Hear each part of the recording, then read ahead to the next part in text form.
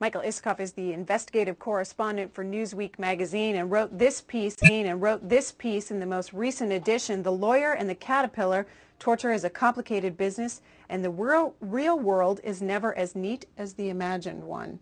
We saw President Obama go to the CIA headquarters yesterday and talk to the employees there and talk about his justification for releasing interrogation tactics that happened in the past during the Bush administration. What's next?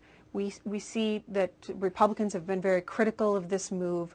What's next on this story? Well, there's actually, that's a very important and big question because there's a lot of people who are looking at these memos and other material that is coming out, including a report that will be coming out just tomorrow by Senate 11, Armed Services Committee, looking into Department of Defense interrogations and saying there needs to be either a broad congressional investigation or a truth commission and possibly criminal prosecutions. Now, we've heard the president say and Eric+holder, the Attorney General, say last week that criminal prosecutions are ruled out for those who relied in good faith on these memos. In other words, the CIA interrogators who got these memos that said, you know, waterboarding,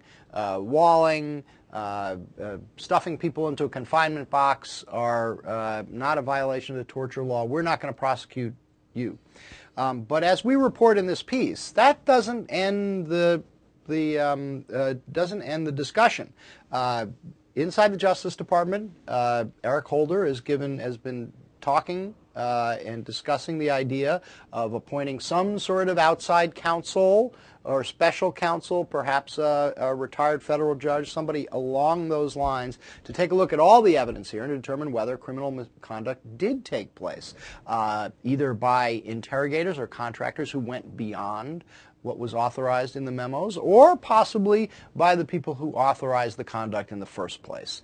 That's not to say that anybody's reached a firm conclusion, but it is a reflection of genuine concern about what people have seen about not just what's written in the memos, but what was actually done to some of the detainees. Now, we've also heard, and this is really interesting, and I think you're going to hear a lot more about this.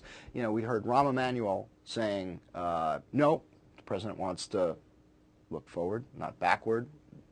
People who authorized the conduct shouldn't be investigated either. And Robert+Gibbs repeating that from the White House podium.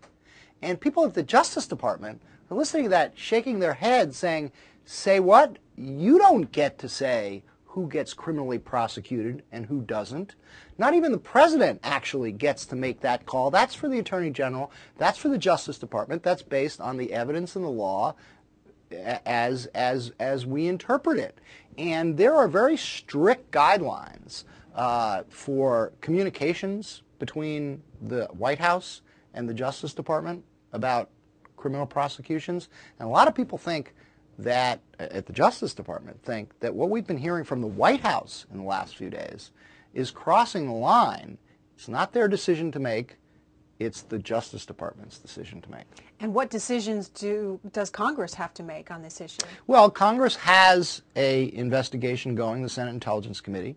Dianne Feinstein, interestingly, wrote a letter to the president yesterday saying he should defer any decisions about prosecutions until the committee's investigation is complete. I asked one of her staffers yesterday, why did you send that to the president? Isn't that a letter that you would go to the Attorney General? Again, under our system and under the way we have, the American political system has sort of looked at this and government has looked at this, White House doesn't meddle in criminal prosecutions. In other contexts, that would be viewed as scandalous.